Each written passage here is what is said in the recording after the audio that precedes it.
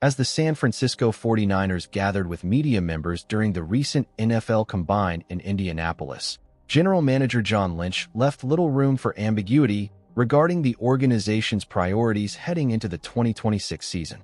Strengthening the pass rush, he emphasized, sits at the top of the offseason agenda.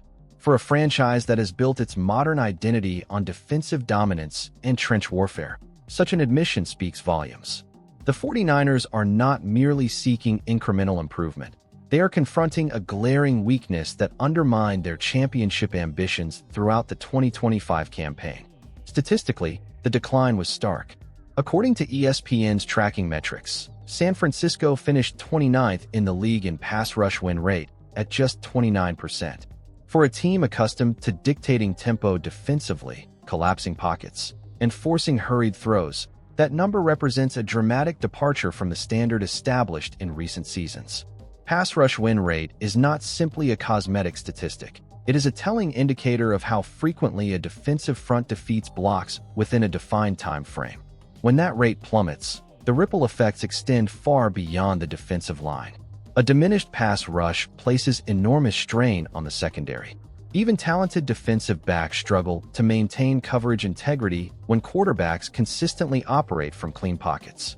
Routes develop fully, double moves become viable, and timing concepts unfold as designed.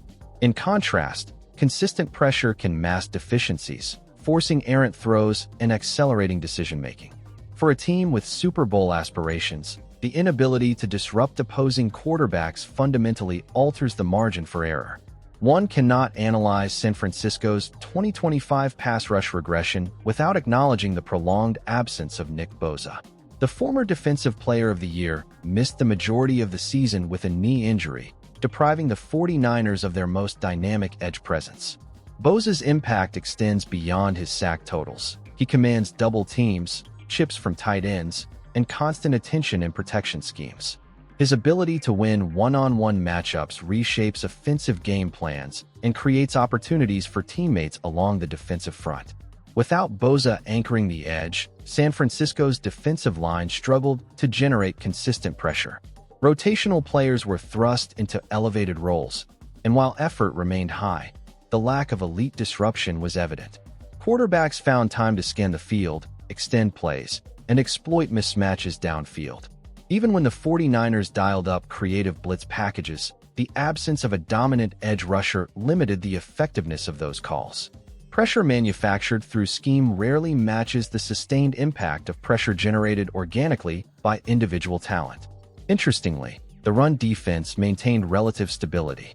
The 49ers finished 11th in run stop rate at 31%, demonstrating that the interior front and linebacker core retained their physical edge against the ground game.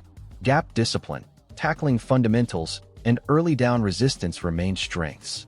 Yet in the modern NFL, where passing efficiency often determines playoff outcomes, excelling against the run while faltering against the pass creates a strategic imbalance. Teams trailing on the scoreboard are more likely to abandon the run, rendering strong run defense less impactful if pass protection remains unthreatened. This context frames the urgency behind Lynch's comments. The 49ers cannot rely solely on Bosa's return to restore dominance. Knee injuries, particularly for explosive edge defenders, introduce uncertainty regarding burst and bend around the corner. While optimism surrounds Bosa's recovery, prudent roster construction demands contingency planning and complementary talent acquisition. Enter the rumors linking San Francisco to Kayvon Thibodeaux of the New York Giants. Thibodeaux, once heralded as a franchise cornerstone after being selected 5th overall, now finds himself at a crossroads. The Giants' defensive front features an abundance of edge talent, including Brian Burns and Abdul Carter, creating both financial and rotational considerations. Reports suggest New York may view Thibodeaux as expendable, preferring to extract draft capital rather than commit to a long-term extension. Thibodeaux's statistical trajectory has fueled debate.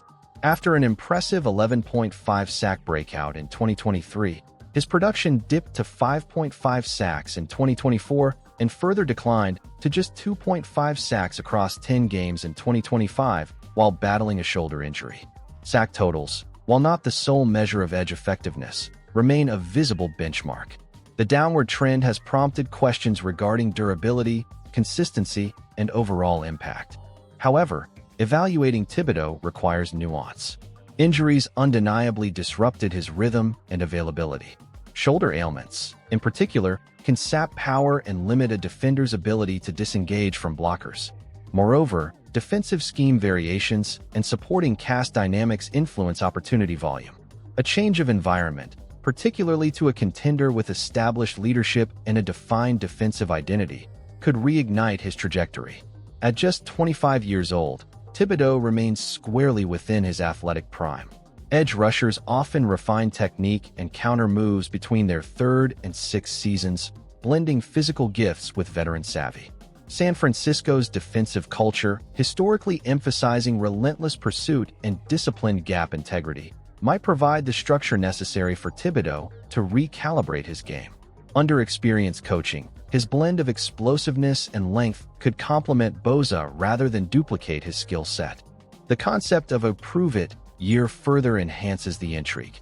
Thibodeau is entering the fifth-year option of his rookie contract, scheduled to earn $14.75 million in 2026. For the Giants, that figure represents a significant allocation amid broader roster considerations. For the 49ers, however, absorbing that salary for a single season could be justified if the acquisition cost remains manageable, particularly if New York is willing to accept a third- or fourth-round draft pick. Such compensation reflects a calculated gamble rather than a franchise-altering sacrifice. From a schematic standpoint, pairing Thibodeau with Bosa could restore multiplicity to the 49ers' front. Offenses would face the dilemma of sliding protection toward one edge while leaving the other isolated. Even if Thibodeau does not immediately replicate his 2023 sack output, consistent pressure rates and forced hurried throws would represent substantial improvement over 2025 struggles. Additionally, rotational depth would improve, reducing snap fatigue and preserving explosiveness late in games. Critics have pointed to occasional concerns about Thibodeau's effort and toughness. Fair or not, narratives surrounding intensity can influence locker room perception. Yet San Francisco's veteran leadership core, anchored by players accustomed to deep postseason runs, could provide accountability and cultural reinforcement. A motivated player entering a contract year on a contender often performs with heightened urgency. The prospect of leveraging a strong season into a lucrative free agent deal elsewhere might serve as powerful incentive. Financial calculus also plays a central role. The 49ers must balance cap flexibility with immediate competitiveness. Committing draft capital and salary space to Thibodeau implies confidence in medical evaluations and internal assessments of fit. However, if structured correctly, the move would not necessarily impede long-term planning.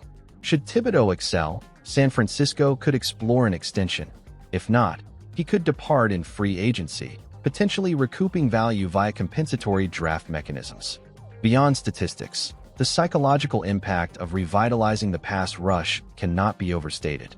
Defensive confidence often stems from the knowledge that pressure will arrive without excessive blitzing.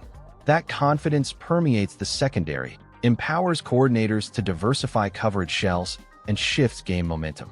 In high-stakes matchups against elite quarterbacks, marginal improvements in pressure frequency can determine outcomes. The NFC landscape remains competitive, with multiple teams investing heavily in offensive firepower. Standing pat defensively while rivals enhance protection and receiving talent would risk stagnation. Lynch's candid acknowledgement of the issue signals organizational awareness rather than denial. Addressing the pass rush through both health recovery and strategic acquisition demonstrates proactive management. Ultimately, the potential pursuit of Thibodeau reflects calculated opportunism. The 49ers are not seeking a rebuild, they are refining a contender.